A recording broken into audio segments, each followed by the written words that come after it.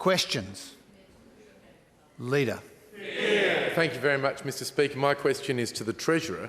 Given the Treasurer and Premier have claimed to have delivered a jobs budget, why do the budget papers show only a 1% employment growth forecast for next year? Treasurer. Mr Speaker, we're being conservative.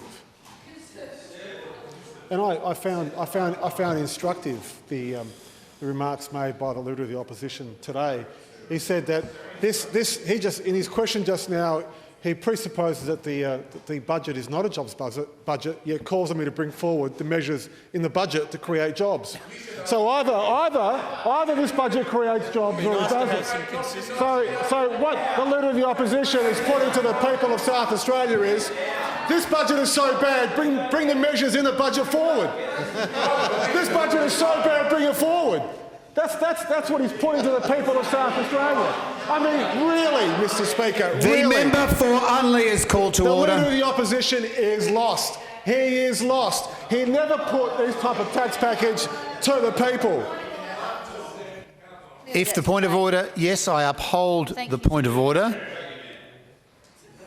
What, without even having warned him first?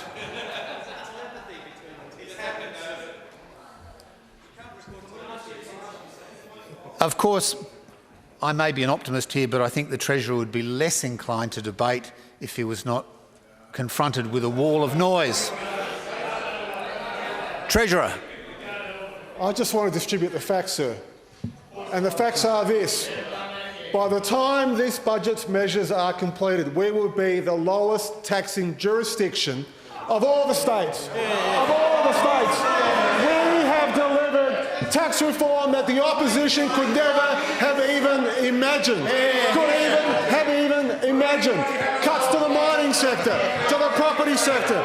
Now, Mr Speaker,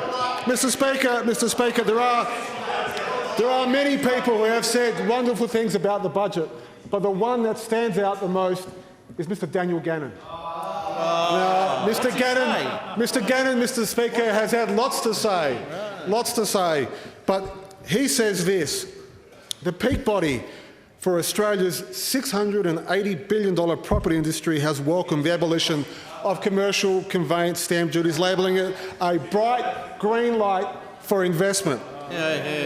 Quote, the removal of this deadweight business tax is a green light for investment and a positive platform for investment hunting, and will also accelerate transaction activity across the state. Mr Speaker, these tax cuts were never proposed by the opposition. If we had followed the model of the opposition, there'd be cuts to land tax, a very efficient tax. There'd be cuts to payroll tax. Only 10% of South Australian businesses pay payroll tax. 130,000 businesses would have received absolutely nothing. Our tax changes touch touch every single business in this state, Mr Speaker. Mr Speaker, the Liberal opposition have more in common with the Greens than they do with their past. Sir Thomas Playford looking down. Point of order. Point of order. The Minister is debating the topic, sir.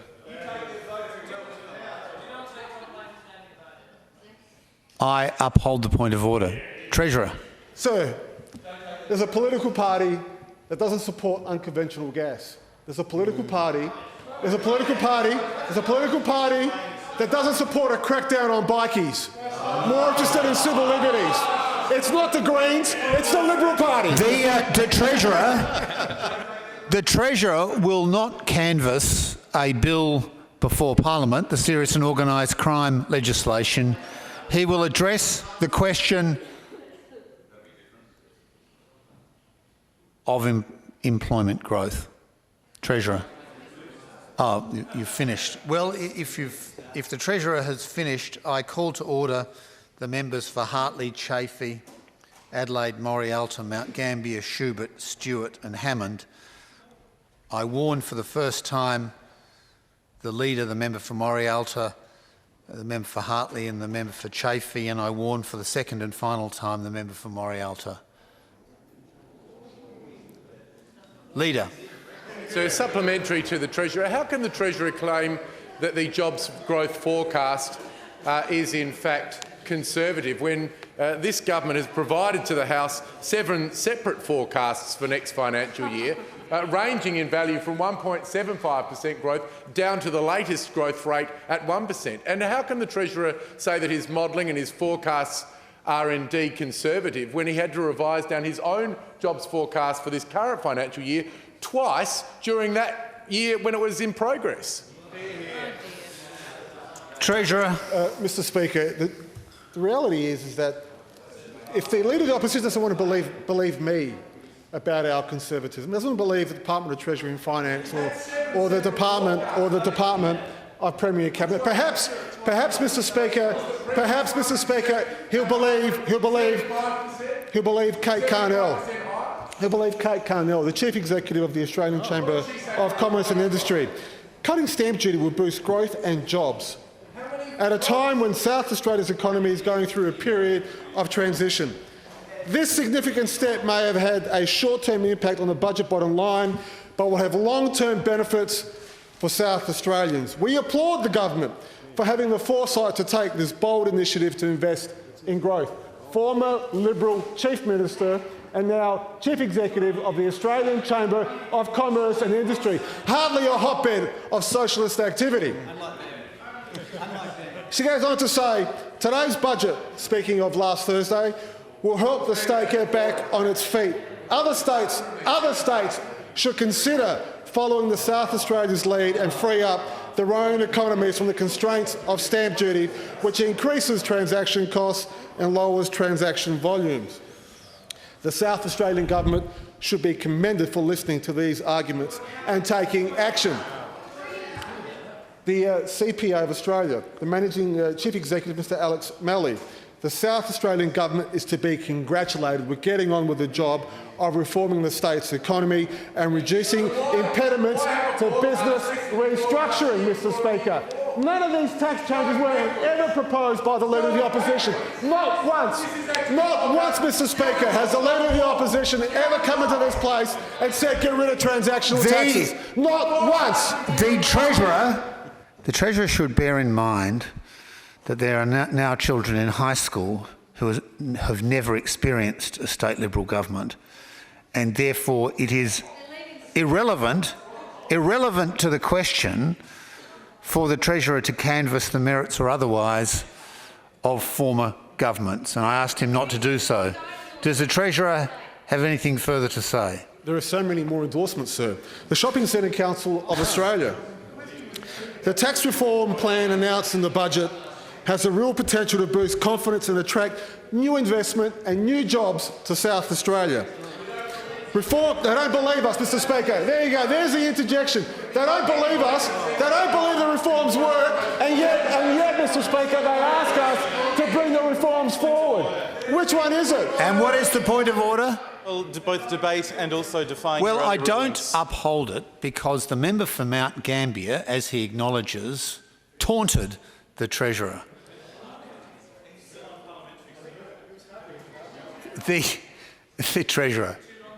Now, Mr Speaker, he congratulated us on playing an important role and understand the important role that commercial property plays as a job creator and an economic stimulator. The South Australian Chamber of Mines and Energy.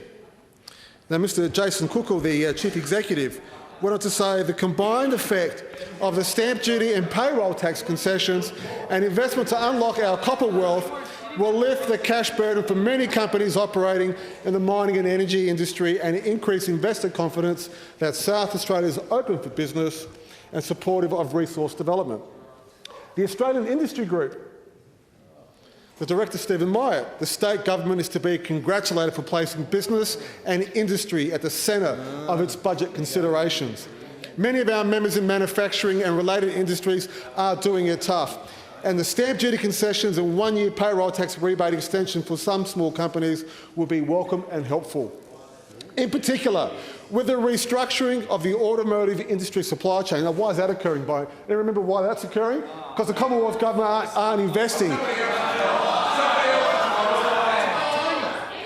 Oh, that's That's right. That's right. This is the same Liberal leader's reasoning is the Commonwealth government's got no role in running the country. Now, he's just the Prime Minister. What would he know about South Australia? Now, Mr. Speaker, the government, he goes on to say, in particular, with the restructuring of the automotive industry supply chain, the government's announcements in relation to stamp duty... Point of order. The minister has run out of time, thank God. I uphold the member for Killip's point of order, and before we move to the next question, I call to order the member for Newland. I warn for the first time the members for Stewart and Mount Gambier, and I warn for the second and final time the leader and the member for Hartley. Leader. Thank you, sir. Supplementary. Why has the government ignored calls from the South Australian Chamber of Mines and Energy to invest in infrastructure projects such as sealing the Strzelecki track to improve the feasibility of resources projects in South Australia in order to create jobs? Mr. Speaker, these infrastructure programs are generally funded on an 80-20 basis with the Commonwealth.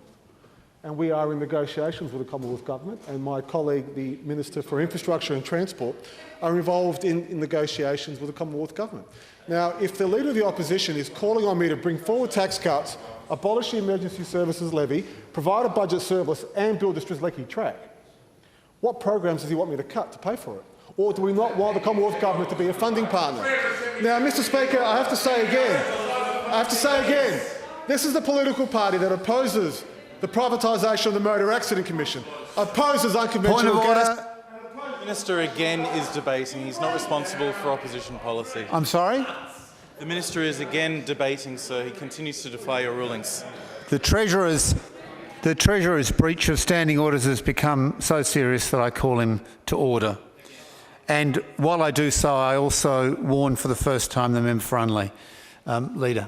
My question is to the Treasurer. Given that there are now almost 5,300 fewer South Australians employed in the mining sector than at the time he promised to create an extra 5,000 mining jobs, will the Treasurer now concede his promise to create these additional 5,000 jobs by 2017 was unrealistic and irresponsible over-spruiking? No, sir. We aim high. We are an ambitious government. And I find it interesting that a political party that does everything it can to stop the expansion of our oil and gas sector now complains that the government hasn't done enough. Everything they can to try and stop the expansion of the oil and gas sector. In fact, so much so they voted with the Greens to establish a parliamentary inquiry into this very industry, and the largest company in South Australia, the top ASX-listed company in South Australia has condemned the Liberal Party. But of course, Mr. Speaker, these Greens policies pumped out by the Liberal Party won't change the fact that copper prices are down internationally. Iron ore prices are down internationally. Any state government, any politician that gets up and tells you that they can change the international commodity price of copper, of uranium, of oil, of gas, would be not being honest with the people of this state. And members opposite who don't like these industries anyway, and attack them, are now complaining that the government isn't doing enough, Mr. Speaker. We are the most investment-friendly state government in the country. The Fraser Institute, an independent research institute, says that the state government has the best regulatory approach to the investment of mining anywhere in Australia, Mr. Speaker. We have held in high regard by the Western Australians, by the Queenslanders, by the Victorians, by the NT governments, Conservative governments, Mr. Speaker, and they say that the South Australian approach to the mining sector is the one we should be adopting. They are the ones who are saying it. I was recently in Western Australia, and the Western Australian mining minister got up and praised the South Australian government. Praise the South Australian government for our move on taxation and the way we deal with PACE. And Mr. Speaker, I have to say, it's a bit rich that after a bit of karaoke with the Greens, the Leader of the Opposition turns up and says, you're not doing enough for the resources sector, after he does everything he can behind the scenes to try and stop it. Before we go to the supplementary, call to order and warn for the first time the member for Carville. I call to order the members for MacKillop, Davenport and Mitchell, and I warn for the first time the members, the member for Adelaide and the Deputy Leader, and if I hadn't already warned him, the member for Unley. Leader. Thank you, sir. A supplementary. Does the Treasurer and does the government stand by their commitment to the people of South Australia, their promise to the people of South Australia to increase the value of our mineral and energy resources production to $10 billion and to create an additional 5,000 jobs by the end of next year? So we will do all we can to encourage... Backing away already. He's got 2 words here. Look, I give the Leader a lot of scope to bellow at the government. Screech, I think it's more the word, sir. But I'm... Why? Something like that, yes. Mr Speaker, we aspire to see a larger investment in the resources sector in South Australia. We want it through our unconventional oil and gas sectors. We want to make sure that the Otway Basin is fully explored. We want to make sure that people in the Cooper Basin get the investment that they need. We want to make sure that Arium can export more iron ore. We want to see Iron Road grow its deposits. We want to see Olympic Dam expanded. We want to see Carrapateena. We want to see Carrapateena develop. Mr Speaker, we want to see South Australia take its rightful place amongst the titans of mining, and we will do all we can to do that. What we won't do is vote to establish parliamentary inquiries that stifle investment. What we won't do is attack this resources sector, Mr Speaker. And what else we won't do is behind closed doors do everything we can with the Greens to try and stop access to farmland, to explore resources. A right to farm, the guilty party, the party that wants to stop mining, Mr Speaker. The party that's got more in common with the Greens than they do with Sir Thomas Playford. No wonder he looks down so disapprovingly at them all.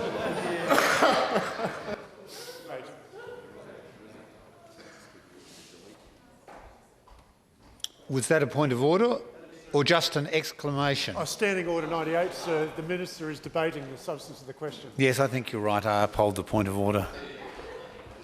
We aspire to become a mining state. Okay. We aspire to grow our mining sector. And how's it going? I'll tell you what we're not doing.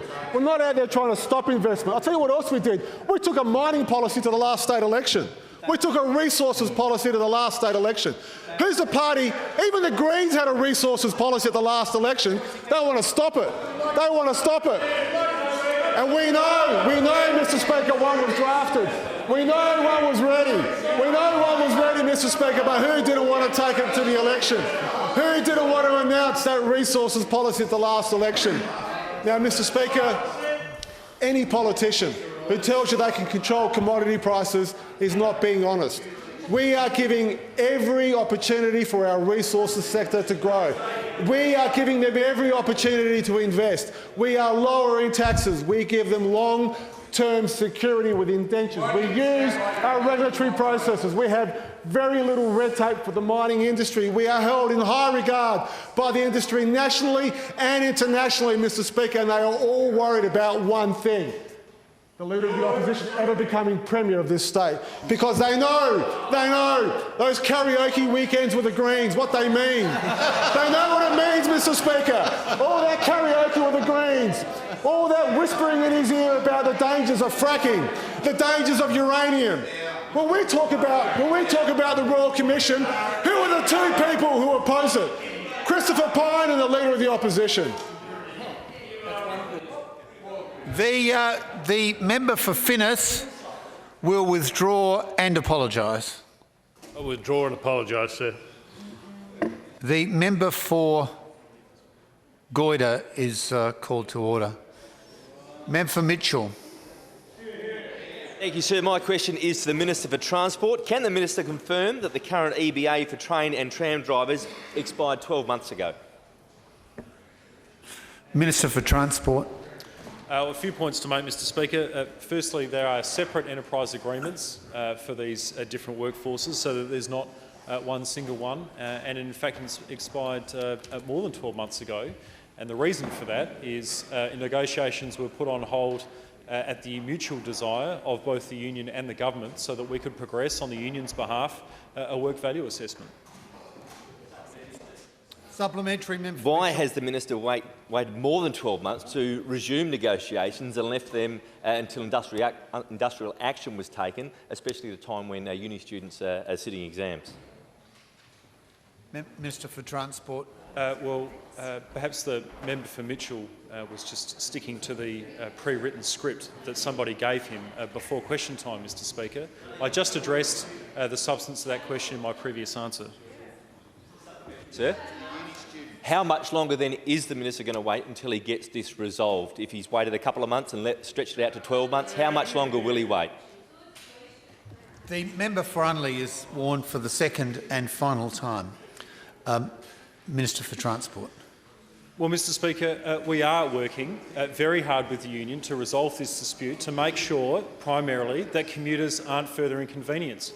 What we're not doing, Mr Speaker, is we're not shopping a false story around to the media about the government being intent on outsourcing these services. Well, I'd like to hear more than a sentence and a half before I decided whether it was out of order, if that's okay by the member for Morialta. I submit that he's imputing improper motives, so I invite you to reflect on that as he continues to do so. Well, shopping's not unlawful or to be condemned.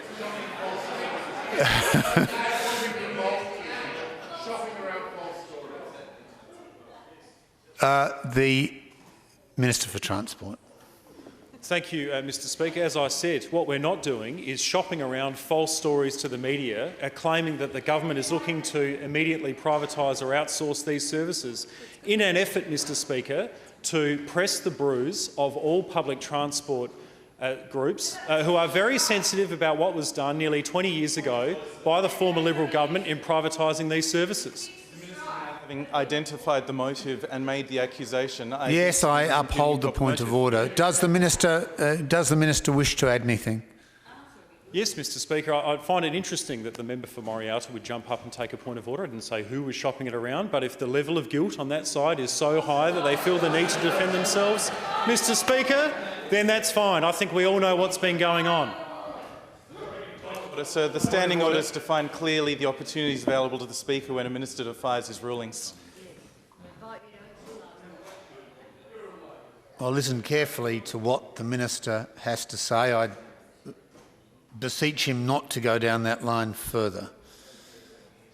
So, Mr Speaker, unlike those seeking to prolong the dispute and interrupt services to be provided to commuters, we're actively working towards getting it resolved, Mr Speaker.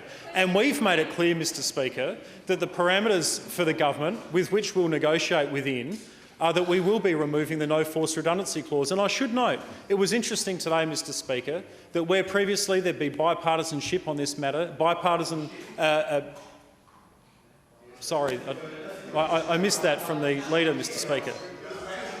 Oh, he's just embarrassed. Oh, OK, right. So, where previously, Mr Speaker, both parties had taken a particular policy to the last election to remove the no force redundancy clause, the member for Mitchell this morning said that he was happy to take his party's position to the next election. What news that is? Well, let's see how we go at the next election when asked to confirm whether that would be the Liberal Party's position at the next state election. I know it's very embarrassing for you both. I know it's very embarrassing. The member for Newland is warned for the first time, and the Deputy Leader is warned for the second and final time. The member for Mitchell. Given that the Under-Treasurer has suggested that scoping had been done in the past on the sale of sections of the public transport system, can the minister confirm or deny whether he's been involved in any of those scopings, had any discussions, or does he in fact back what the Under-Treasurer said? Minister. I've made it clear both in this chamber and publicly, Mr Speaker, that we are not pursuing, progressing in receipt of reports of it. If the member for Mitchell has some evidence which he could furnish to the House, then please do.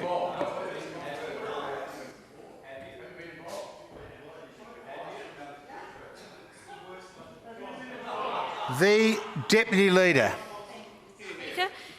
My question is to the Minister for Health. Given that the budgeted funding for the Department of Health and Ageing in 2015-16 financial year is less than the estimated expenditure for 2014-15, why did the government breach its commitment to continue to increase health funding year on year? Minister for Health. Mr Speaker, the way health is funded is a large proportion of our funding is on an activity basis. So the more presentations that we have, the more we get funded, because we need to open up more beds and we need to staff those beds with doctors and nurses. Last year was a very bad year. We had a lot of presentations with the worst flu season on record. We had to significantly flex up the capacity of our hospitals, and that meant we needed to employ more doctors and more nurses and open more hospital beds to deal with the enormous number of presentations we had. Now, Treasury and the budget make forecasts every year about what we expect, and we do not expect, we hope and pray that we do not get another bad flu season as we did last year. But what there can be no doubt of is if we do have as bad a year as last year, then we will receive the funding to enable us to staff our hospitals accordingly, to open up the hospital beds we need. This is essentially a forecast based upon what we expect activity levels are going to be. We do not expect activity levels to be as high as last year because we don't expect we would get 2 years in a row the worst flu seasons on record. I should also point out that part of the reductions are, particularly with regard to FTE numbers in the department, are because of either expiring and not being renewed, or national partnership agreements with the Commonwealth, or indeed national partnership agreements which have just been defunded from the 1st of July. And there are about 200 FTEs in the Department of Health whose employment will cease because the Commonwealth has ceased to provide funding for those positions. As well as that, as previously has been announced, the Chief Executive has previously announced some significant reductions to head office staff, so there will be some reductions of, from memory, 100 to 200 FTEs in head office that will go from the Department of Health. Deputy Leader. A further question to the Minister for Health. Can the Minister guarantee that as at 30th of June 2016, there will be no fewer nurse FTEs employed than as at 30th of June 2015? Minister for Health. What I can guarantee is that under the enterprise agreement we have with the Nurses Federation, we have to staff our hospital beds with a certain number of nurses. So for every hospital bed, there's a certain number of nursing staff that we have to have. Now, I do hope that we don't have activity levels at the same levels we did last year, because I do hope that we don't have as terrible a flu season this year as we had last year. If activity levels are down, we won't need as many beds, and we won't need as many staff in those beds. But as long as those beds are open, we'll make sure that they're staffed accordingly. Supplementary, Deputy Leader. Well, given that the Minister has stated that he's actually pursuing a reduction in bed numbers, will the government— Yes, he has. He doesn't need help from you, Tom. Will the government be reducing the numbers of the nurses, either altering the nurse-to-bed ratio or renegotiating that industrial agreement with the union, nurses' union? I've made no secret of the fact that we have the highest number of hospital beds for our population size anywhere in Australia, perhaps anywhere else in the world, and I would like to see us reduce the number of acute beds. We do need to increase the number of subacute beds. Well, our ratio is 2.6, and I think from memory the Australian average is about, 2.1. So we have significantly more hospital beds for our population size, acute hospital beds, than other states, in fact any other Australian state or indeed territory. I made no secret of the fact that I would like to see that brought down to closer to what the national average is. Having said that, we have fewer subacute beds. We need more rehabilitation beds. We need more beds that actually get people better and get them out of hospital. We do need to change the bed mix. Now, of course, as we change those, we need to change the role some nurses do. We won't need as many, I would anticipate, if we're able to achieve such reduction, need as many nurses working on wards. But what we do need, and what I do want to use nursing staff much more of, is out in the community. We need more community nurses doing the work which keeps people out of hospital. We need more nurse practitioners taking on an expanded scope of practice and doing things like and being involved in discharge planning or discharging of patients from hospital and all those other expanded scope of practice that we can have. We also need more allied health staff. We need to recruit more positions such as physiotherapists, nutritionists, speech pathologists, because they're the health professionals which get people out of hospital and keep them out of hospital. So there's no secret, been quite clear about this through the whole transforming health process. We do need to change. We do need to change. We do need to change the mix in our workforce, and I certainly want more nurses with higher qualifications, with an expanded scope of practice. I want more allied health as well, and I would hope that in time we would be able to reduce our acute bed numbers down to closer to what the national average is than what it is at present. Can the Minister outline to the House what the total number of bed reductions will be if he achieves, this is acute beds, sir, if he achieves his goal to reduce our bed numbers down to the national average? Minister. I haven't sat down and done it, but the current figure from memory is 2.6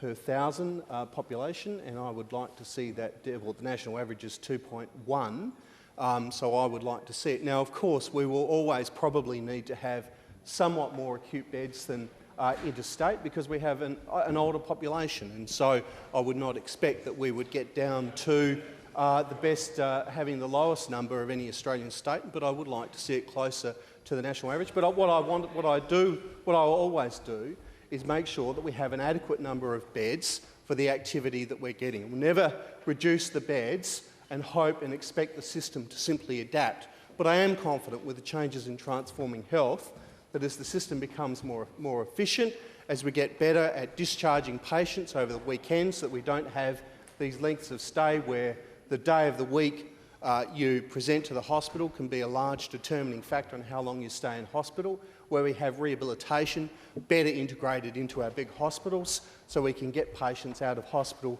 far quicker. With all of these things, I would certainly be confident that we would be able to get some reduction. I don't have a figure in mind, but I would like to see it a lot closer to the national average than it currently is. Can the Minister clarify to the House that he's talking about somewhere between 600 and 800 fewer acute beds in South Australia when transforming health is fully implemented? Minister. Well, I don't have a figure in mind. I've simply stated facts, and the facts are currently we have 2.6 per 1,000. I would like to see that closer to the average. I'm not nominating a particular target because it will depend upon any number of factors. The member for Colton is called. Well, you may be frustrated, but you're also called to order for the first time, and the member for Stewart is warned for the second and final time. Minister. I'm not going to nominate a number because I don't have a target as such, other than to say I would like to see it closer to the national average than it currently is. I've been saying this for the last 9 months. There's nothing new. It's nice to... The Deputy Leader is very close to departing. In health policy in this state, but there is nothing I have said today which I have not already said before, and that is simply the fact I'd like to see the number of beds we have closer to the national average. There is no reason why we can't get ourselves down to something close to the national average. Now, having said that, I should also point out, as I said previously, we do clearly need more subacute beds. We have more acute beds, but we certainly need far more subacute beds because we need to change the bed mix that we have in South Australia. And I don't think there's any commentator with regard to health policy in this country who would deny that. Will the government be that would be the fourth supplementary very important issue, on sir. the same line. Could be nothing more important, I don't Well, let's think. just make it a fresh question. Okay. When will the government be in a position to tell the Parliament how many fewer beds we'll have in South Australia as part of the Transforming Health program? The bed numbers we have is a fluid number. We flex up the number of beds and we flex down the number of beds. It is not a static number that is set in concrete and never changes. Our hospitals increase the number of beds that they need and reduce the number of beds we need. The important thing is, what determines our bed numbers is not me. I don't make a decision, this is how many bed numbers we're going to have. What we have, what I did, what...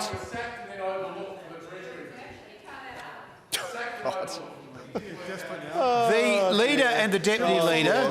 The leader and the. It's those death rattles. It's those death rattles again. The leader and the leader and the deputy leader. Rattles. If they move their lips again in the next 25 minutes, outside standing orders, they will both depart under the dreaded sessional order. Minister for Health. So the simple fact is, Mr. Speaker, is bed numbers are determined by activity. If we get more people presenting at our emergency departments, we open up enough beds to make sure we're able to deal with those presentations, and we recruit nursing staff accordingly because we have to.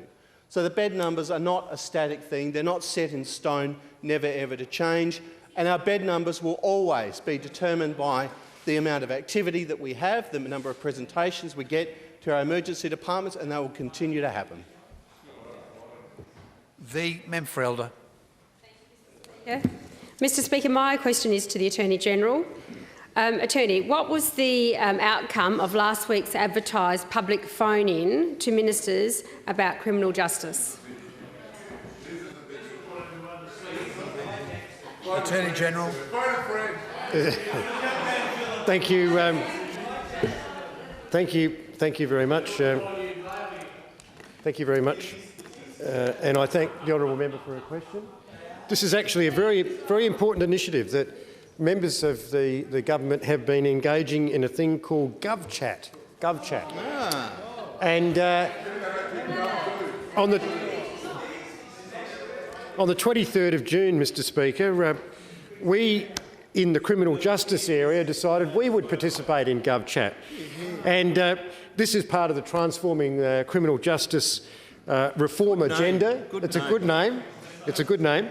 And GovChat gives the public direct access to various important people involved in the criminal justice sector. And can I just give some tiny taste of what this was like? It was an absolutely terrific evening, but my ministerial colleague, the Minister for Police, and I were both there, ready at the phones. The Commissioner of Police, Deputy Commissioner of Police, Minister for Youth there. There was the Director of Public Prosecutions. There were several government heads of department. It was a virtual panoply of government senior people in the criminal justice area.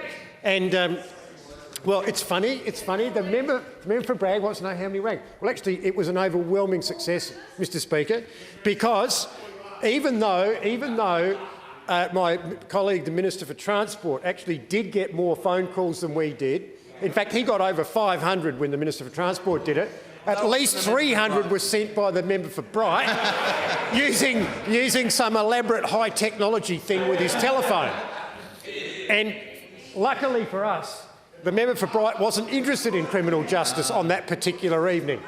So, that said, with that very important caveat, we received 285 calls, none of which were organised by the member for Bright, which totalled some 35.5 hours of fantastic conversation. And there were phones everywhere. As my ministerial colleagues would tell you, there were phones everywhere and people answering the phones. And the important thing is,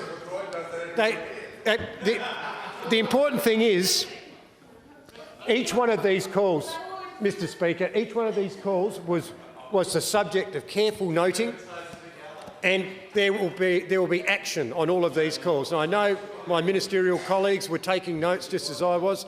We've certainly in my office got a whole bunch of jobs to do.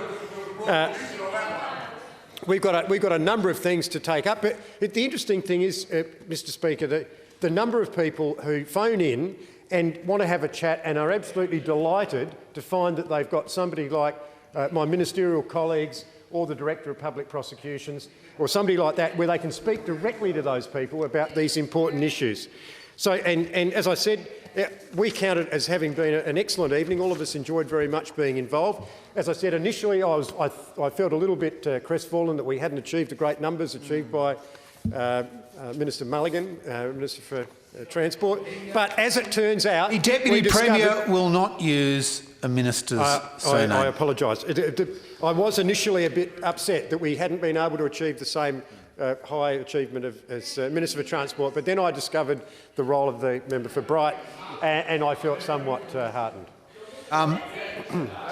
Minister, GovChat does sound a bit Orwellian to me.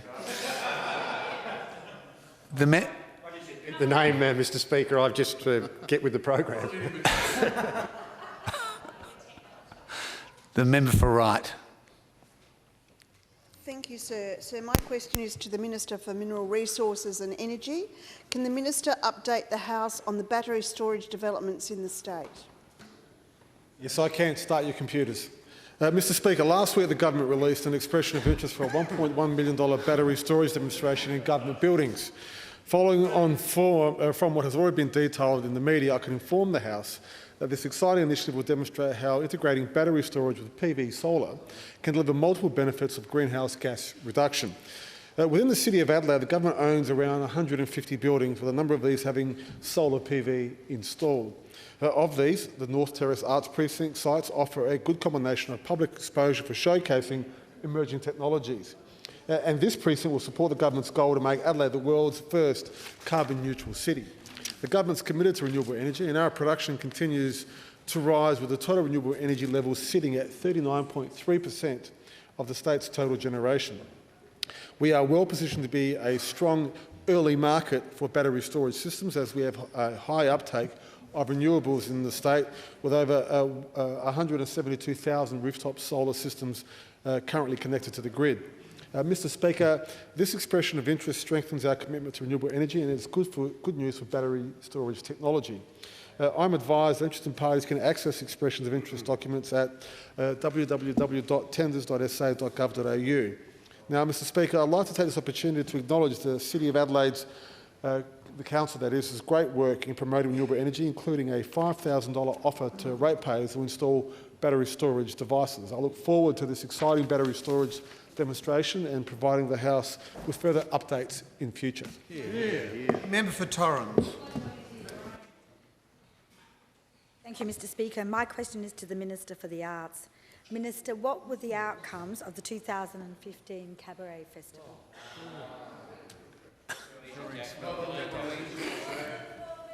Yes, in a day when the Liberal Party had ideas, Mr Speaker, they indeed did come up with the Cabaret Festival, and I pay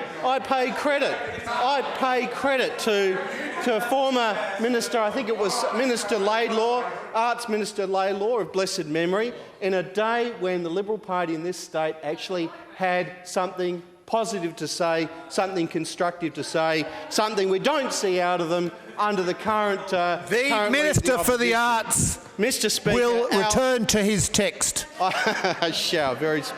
Our internationally renowned Adelaide Cabaret Festival is over for another year. We've been absolutely privileged to have had Barry Humphries grace us as the artistic director. He promised us brilliance and he delivered. With more than 350 artists in 152 performances, there were 50 international artists and around 192 local South Australian performers, starring across 18 world premieres, 6 Australian premieres and 6 Adelaide exclusives. Barry's program took us on a roller coaster of genres, from the incredible Teddy Tahu Rhodes and Greta Bradman taking to the stage in Peter and Jack, to the risque Clover Club featuring Adelaide's very own Miss Burlesque, Sapphire Snow.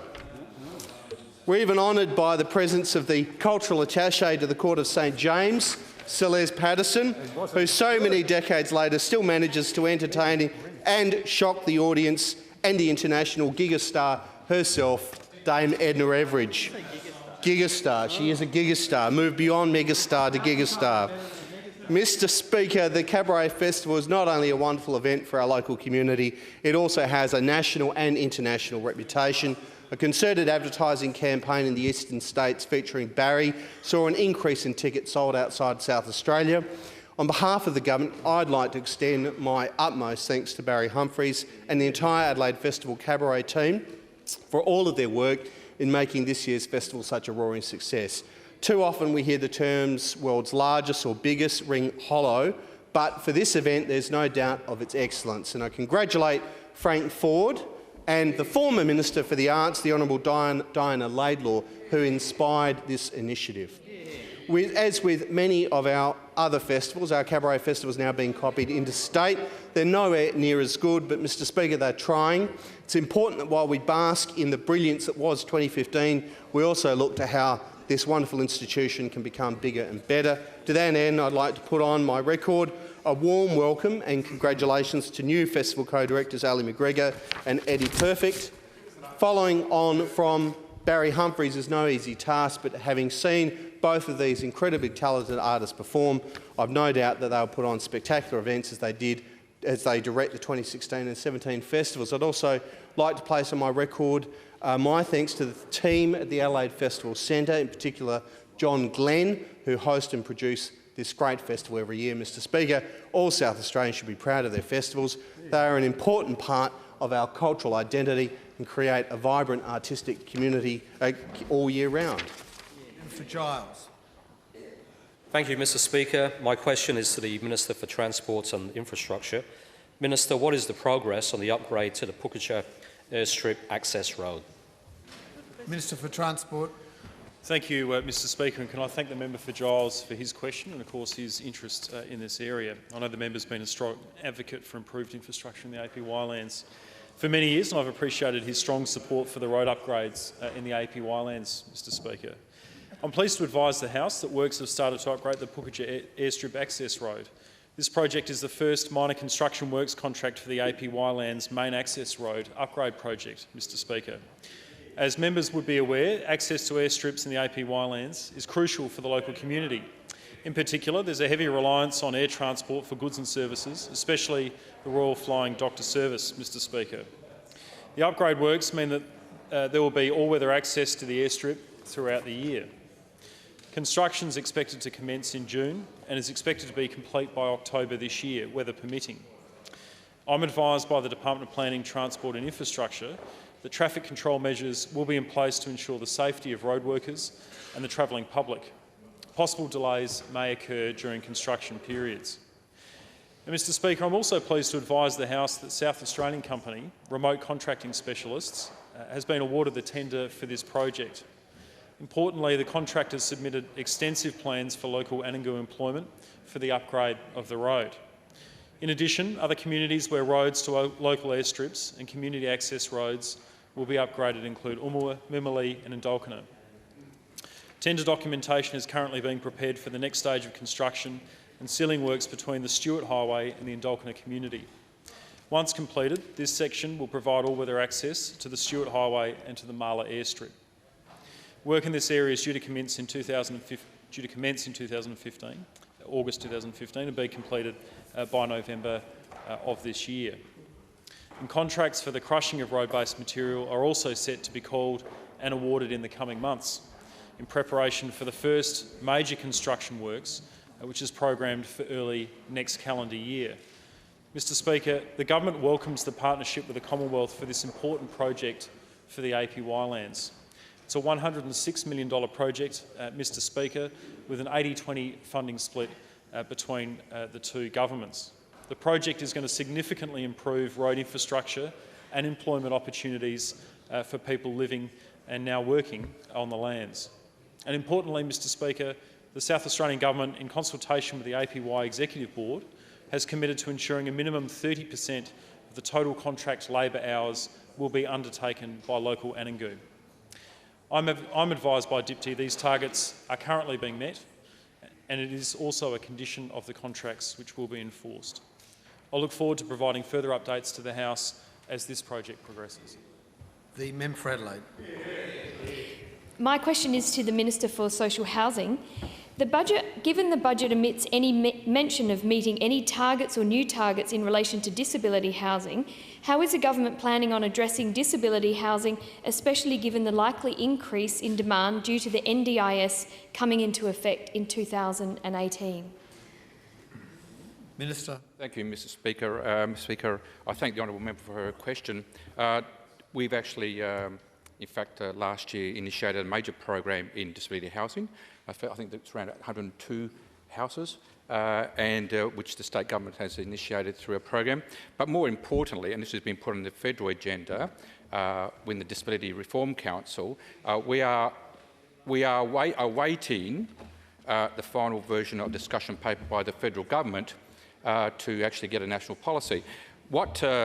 And accommodation is going to be a challenge across the country. Finding the right amount of accommodation, the right type of accommodation, is going to be a challenge. And that's why we, as a state, actually drafted some proposals some 12, 18 months ago, which had to be put aside when the Commonwealth decided to back away from providing some seed funding for accommodation for people living with disability. The money was actually used to find models of actually providing that accommodation. In particular, how do we actually get money from also the non-government sector into providing provision? Because there is going to be a shortage unless we do something about that. So the state government has done two things. One, we've actually built some accommodation to meet some immediate needs and very specialised housing for people, individual needs. And secondly, we've been trying to work with the Commonwealth to make sure that we meet those targets. And I have to say, the not-for-profit sector and the state government, we are worried that we don't believe the Commonwealth are taking this issue as seriously at this point in time as they should think. There will be a lag time involved in actually from the time a policy position is adopted from delivering. It's the Commonwealth through the Commonwealth, that's the Commonwealth through the NDIA made it very clear about some money available to the states to look into some innovative programs to provide it. In good faith, we have spent money in developing some programs. The Commonwealth then withdrew that amount of money and had said that money is not going to be available, but rather it will be put into each individual plan, each individual person's plan. Now, you just cannot bring that money together to make something up front. So, Mr Speaker, what I would say is that our colleagues opposite should support us and make sure the Commonwealth actually develops its policies very quickly and makes it very clear what they're going to do to assist and work with the states to provide housing answers. Not at all. Not at all. No, the state has made it very clear we have a role to play, and that's why we actually went out and tried to develop some models based on some funding we're expecting. The Commonwealth, as part of its federal cutbacks, decided to withdraw that money. Well... The member for MacKillop is warned. Mr Speaker, the member for MacKillop, it's a pity he doesn't know much about the NDIS because he wouldn't have made the interjection. This state has signed up to the NDIS scheme, and funding for the whole scheme comes from that pool of money. We've committed our portion of the funding, the Commonwealth has not. And in fact, the not-for-profit sector are pushing the Commonwealth to release some of the additional money which is collected through the levy on Medicare, which the Commonwealth has refused to do so as well. The member for Stewart. Thank you very much, Speaker. My question is for the Minister for Regional Development. As the relevant State Minister for the Federal Government's mobile phone Black Spot program, can the Minister explain to the House why the State Government offered no financial contribution towards this program, which has led to South Australia receiving only 11 out of the 499 new mobile phone base stations that were built across the nation? Minister.